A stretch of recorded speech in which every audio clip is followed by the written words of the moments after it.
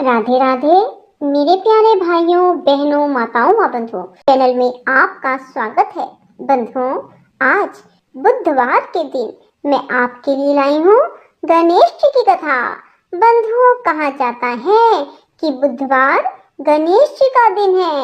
यदि बुधवार के दिन गणेश जी की कथा सुनते हैं, गणेश जी के स्तोत्र सुनते हैं, गणेश जी के 108 नाम सुनते हैं, तो गणेश जी आपके कार्यों में आ रही सभी विघ्न बाधाओं को दूर करते हैं। आपके बिगड़े हुए काम बनने लगते हैं। बंधुओं, यदि आपने हमारे चैनल को अब तक सब्सक्राइब नहीं किया तो जरूर करें और बेल आइकन दबाना ना भूलें, ताकि आपको हमारी आने वाली सभी वीडियोस की जानकारी सबसे पहले हो सके। बंधुओं, वीडियो को पूरी सुनने के बाद कमेंट बॉक्स में जय गणेश भगवान की जरूर लिखें। बोलो गणेश भगवान की जय हो। भगवान शिव ने विष्णु को षोडश उपचार युक्त गणपति पूजन की विधि बताई। तब भगवान विष्णु ने गणेश जी की 100 दिव्य वर्षों तक उपासना की। उनके घोर तप से प्रसन्न होकर गजानन साक्षात प्रकट हुए और बोले, मैं तुम्हारे तप से प्रसन्न हूँ, बोलो क्या चाहते हो। विष्णु जी बोले, मधुकैटभ नाम असुर अति प्रबल हो गए हैं, अतएव उनके वध का उपाय कीजिए। श्री गणेश जी ने कहा, वैकुंठनाथ, यदि आपने पहले ही मेरा पूजन किया होता तो अब तक असुर परास्त भी हो गए होते। विष्णु जी बोले, गजानन, मुझे आपका प्रभाव विदित नहीं था, अब आप वही कीजिए जिससे मैं उन असुरों का वध करने में सफल हो सकूं। हे नाथ, इसके साथ ही मुझे अपनी अनन्य एवं दुर्लभ भक्ति भी प्रदान करें। भगवान विष्णु की प्रार्थना सुनकर गजानन ने कहा, ऐसा ही होगा रमानाथ, आपके हाथ उन असुरों का अति शीघ्र वध होगा। इससे चतुरानन का भय भी दूर हो जाएगा और आपको महान यश की प्राप्ति होगी। हे विष्णु, अब आपके कार्य में कोई विघ्न नहीं आएगा। वर देकर भगवान गजानन अंतर ध्यान हो गए और भगवान विष्णु वहां से लौटकर अपने स्थान पर पहुंचे, जहां उन्होंने दोनों असुरों को युद्ध के लिए तैयार देखा। त्रिलोकी नाथ को वहां आया देखकर उनकी ओर झपटते हुए वे असुर बोले, तुम बड़े डरपोक हो। विष्णु जी हंसे और उन्होंने युद्ध करके शीघ्र ही मधुकैटभ का वध कर दिया। जहां उन्होंने भगवान गजानन की आराधना की थी, वह स्थान सिद्ध क्षेत्र के नाम से प्रसिद्ध हो गया। श्री सूत जी बोले, हे ऋषियों, महर्षि भृगु ने सोमकांत को गणेश चरित्र का वर्णन करते हुए राजा भीम का वृतांत भी बताया। वे बोले, राजन, भीम कौंडिन्यपुर का राजा था। उसकी पतिव्रता पत्नी का नाम चारुहासिनी था। उसका दाम्पत्य जीवन सुख से व्यतीत हो रहा था, किंतु वृद्धा अवस्था की ओर अग्रसर होने पर भी संतान न होने का दुख उन्हें पीड़ित करता था। राजा ने राज्य अपने विश्वास पात्र अमात्य को सौंप दिया और स्वयं वन को चल दिया। वह वन में भ्रमण करता हुआ महर्षि विश्वामित्र के आश्रम में पहुंचा तो महर्षि ने उसकी ओर देखा और पूछा, तुम कौन हो और यहाँ किस उद्देश्य से आए हो। राजा बोला, प्रभु, विदर्भ देश का राजा हूँ, कौंडिन्यपुर मेरी राजधानी है, मेरा नाम भीम है। मेरी वृद्ध अवस्था आ पहुंची, लेकिन संतान सुख अभी तक प्राप्त नहीं हुआ, इसीलिए आपकी सेवा में उपस्थित हुआ हूँ। मैं नहीं जानता कि मुझ जैसे कर्तव्यनिष्ठ एवं धर्मज्ञ व्यक्ति को भी इस दुर्भाग्य की प्राप्ति क्यों हुई। महर्षि ने कहा, राजन, पूर्व जन्म में तुमने भगवान गजानन का अपमान किया था, फलस्वरूप इस जन्म में निसंतान हो। यदि उन्हें प्रसन्न कर लो तो तुम्हें अब भी संतान सुख से वंचित नहीं रहना पड़ेगा। राजा ने पूर्व जन्म के वृतांत की जिज्ञासा व्यक्त की तो महर्षि विश्वामित्र बोले, महाराज, तुम्हारे कुल में बहुत पहले भीम नाम का एक अन्य प्रतापी राजा हुआ था। उसकी पत्नी सुंदर और पतिव्रता थी उससे राजा को एक पुत्र की प्राप्ति हुई जो गूंगा, बहरा और विकलांग था। उसके शरीर से दुर्गंध आती थी। माता पिता ने उसका नाम दक्ष रखा। अनेक प्रयासों के बाद भी उस बालक की मूकता और बधिरता व विकलांगता दूर नहीं हुई। हे राजन, किसी ने राजा को परामर्श दिया कि यदि बालक अपनी माता के साथ तीर्थाटन करे तो संभव है कि इसके रोग दूर हो जाएं। परामर्श अनुसार राजा के आदेश से रानी अपने पुत्र को लेकर तीर्थाटन को चल पड़ी। मार्ग में चोरों ने उसे लूट लिया, यहाँ तक कि उसके पास जीवन यापन के लिए भी धन नहीं रहा। तब उसने एक शिव मंदिर में शरण ली और बालक को वहीं छोड़कर भिक्षा मांगने हेतु एक गांव में गई। पीछे से उस मंदिर में एक धर्मज्ञ ब्राह्मण आया।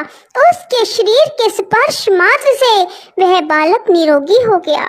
रानी शिवालय में लौटी तो अपने पुत्र को सुंदर और निरोगी देखकर बड़ी प्रसन्न हुई।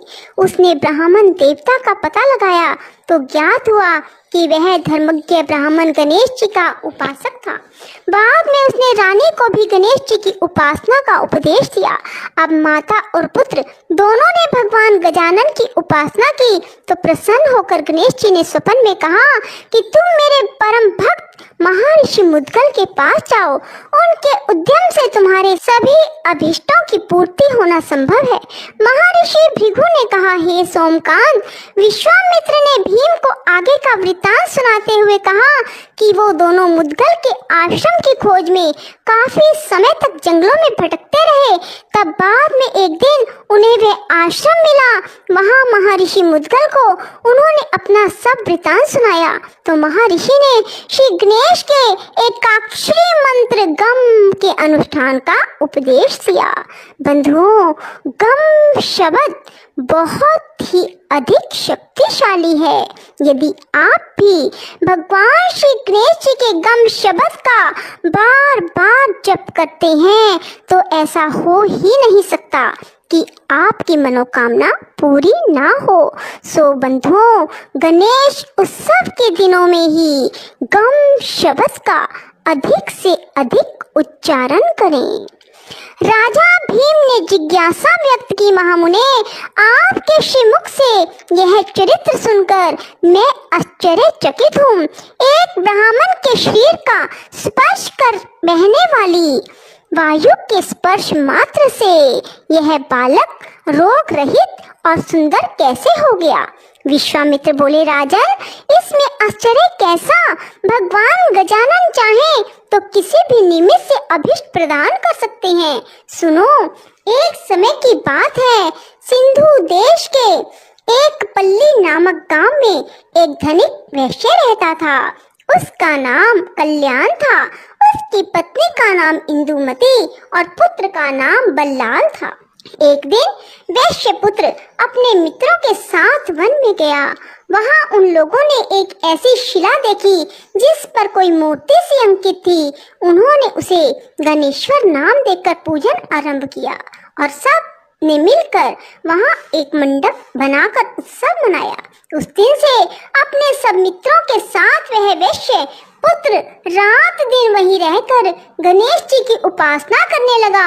जब वे घर नहीं पहुँचे तो माता पिता को चिंता होना स्वाभाविक था।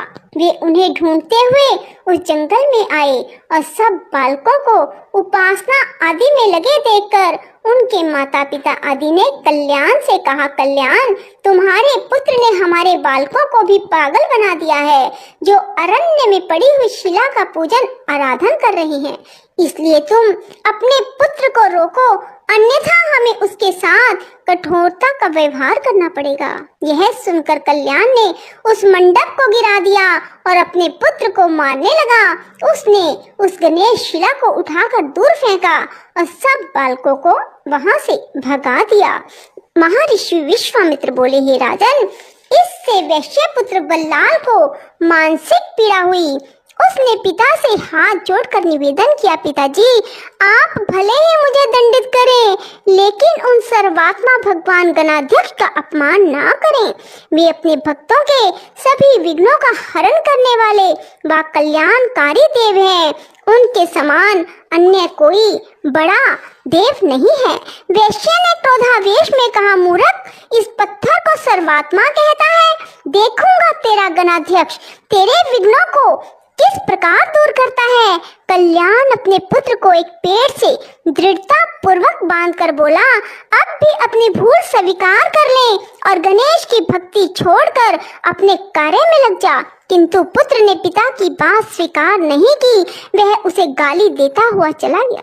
बालक को अपने पिता की निष्ठुरता पर क्रोध आ गया और उसने पिता को शाप दे डाला, तुमने मुझे इस निर्जन वन में अकेला ही निर्दयता पूर्वक बांधकर छोड़ दिया है। फलस्वरूप तुम बहरे, गूंगे, अंधे और विकलांग होगे। काफी समय व्यतीत होने व वृक्ष से बंधा रहने के कारण बालक थक गया। रस्सी के बंधन उसके कोमल अंगों में चुभ गए। इससे अत्यंत पीड़ित होकर वह भगवान गजानन को पुकारने लगा और अंत में उनकी ओर से भी निराश हो गया तो उसने आत्मघात करने का निश्चय किया। वह वृक्ष से ही सिर फोड़ने लगा। वह बालक पीड़ा और निराशा के कारण रोता हुआ बोला, विघ्नेश, आपके भगत पर ऐसा महान संकट है और आप सुनते ही नहीं। पता नहीं आप कहीं हैं भी या नहीं, यदि हैं तो फिर आते क्यों नहीं। तभी उसने देखा कि सामने से एक ब्राह्मण आ रहा है। उसने तुरंत बालक के बंधन खोले और सिर पर हाथ फेरते हुए कहा, बस तुम्हारी पुकार सुनते ही तो मैं यहाँ आ गया हूँ। तुमने पिता को जो शाप दिया है वह सत्य होगा और यह स्थान तुम्हारे नाम पर बल्लाल विनायक के नाम से प्रसिद्ध हो जाएगा। इधर कल्याण का शरीर उसी समय से रोगग्रस्त हो गया। उससे दुर्गंध आने लगी। वह बहरा, गूंगा, विकलांग हो गया। उसकी दशा देखकर पत्नी को बहुत दुख हुआ। वह पुत्र को देखने के लिए अरण्य में गई तो वहां उसे गणेश्वर के पूजन में लगा देखा। इससे उसके मन में बड़ी प्रसन्नता हुई। उसने पुत्र से कहा कि पुत्र, यह तो तू बड़ा शुभ कार्य कर रहा है, परंतु तेरे पिता की दशा बहुत दयनीय हो गई है, उन्हें भी चलकर देख ले। वत्स, माता पिता की आज्ञा मानना भी पुत्र का परम कर्तव्य है। बल्लाल ने उसी प्रकार शांति पूर्वक बैठे रहकर कहा, माता, संसारिक माता पिता तो अनित्य हैं, यथार्थ माता पिता तो भगवान गणेश्वर ही हैं, जिनकी मैंने शरण ली है। इन्हीं भगवान का निरादर करने के कारण पिताजी की ऐसी दशा प्राप्त हुई है। पिताजी को ऐसी दशा प्राप्त हुई है। उनकी सेवा करना तुम्हारा भी तो कर्तव्य है, क्योंकि पत्नी के लिए पति की सेवा ही सर्वोपरि है। माता ने कहा, पुत्र, अपने जन्मदाता पिता को शाप से विमुक्त कर दो, मैं तुमसे विनय करती हूँ। यह सुनकर बल्लाल ने कहा, माता, मैं तो अब कुछ भी नहीं कर सकता। अगले जन्म में तुम एक राजा की महारानी बनोगी, किंतु तुम्हारा पुत्र गूंगा, बहरा, विकलांग और दुर्गंध युक्त होगा। उसके कारण तुम्हारा पति उस पुत्र के साथ तुम्हें भी घर से निकाल देगा। फिर एक शिवालय में एक गणपति भगत ब्राह्मण के स्पर्श से तुम्हारे दक्ष नामक पुत्र का शरीर निरोग और सुंदर हो जाएगा। हे राजन, यह समस्त घटना चक्र उसी वाणी के अनुसार घटित हुआ था। बोलो श्री गणेश जी भगवान की जय। राधे राधे, जय श्री कृष्णा। बंधुओं, यदि आपको हमारी वीडियो पसंद आए तो इसे लाइक करें और शेयर भी जरूर करें। धन्यवाद।